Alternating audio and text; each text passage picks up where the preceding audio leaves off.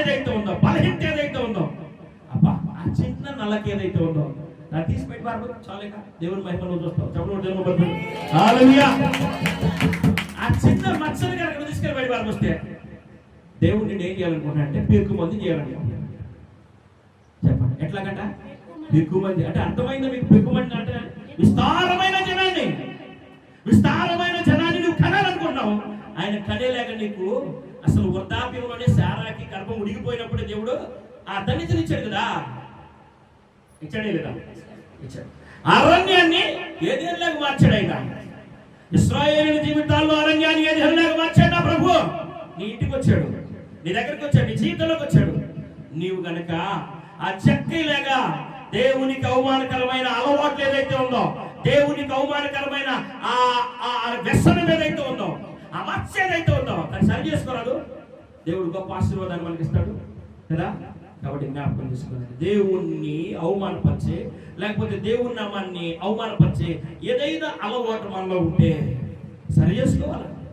దానికి ఒకవేళ వ్యసనం అదే నీకు వ్యసనంగా మారిపోతే దాన్ని తీసేసుకోవాలి. అయ్యా ఈ వ్యసనాన్ని నుంచి నన్ను విడిపించని అడుగు.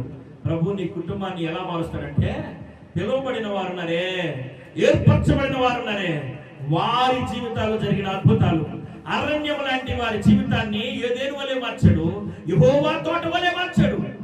ఆ విధంగా నీవు నీ కుటుంబం మారాలంటే నీవు చక్కగా దేవునికి హేయమైనది ఏది కూడా నీలో లేకుండా శుభ్రం చేసుకో. అయ్యా నీవు వచ్చేవు కదా, నా ఇంట్లో నీవు ఉండాల్సిన చోట చక్కగా శుభ్రంగా ఉండాలని ఆయనకి హేయమైందల్లా ఊడ్చి బయటపడకొస్తాడు.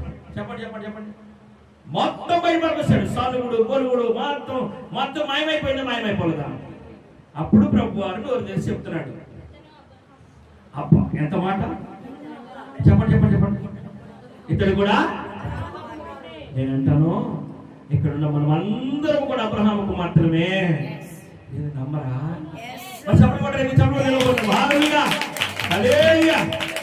అడుక్కోవాల్సిన దేవుని మహిమపరచాలని. మంచిది. మీరందరూ కూడా అబ్రహాము సంతతి వారే. మీ అందరికీ నిండారు సమాధానం అనుగ్రహించబడాలని, మీ అందరి జీవితాల్లో మీ పరిపాలనలో దేవుడి సఫలతను దయచేయాలని ఈ మధ్యాహ్న సమయంలో ప్రభు కోరుకుంటున్నాడు. ఆయన వాక్యం మీద నీ మనసు ఉంచితే ఈ అద్భుతం నీ జీవితాల్లో నేటి నుంచి విస్తారముగా జరుగును గాక. నేటి నుంచి విస్తారముగా అటు అద్భుతాలు మీరు చూచుదురు గాక. దేవుడు మిమ్మల్ని మీ కుటుంబాలను దీవించి ఆశీర్వదించి తన కృపలో విస్తరింప చేయును గాక. తల వంచండి ప్రార్థన చేసుకుందాం.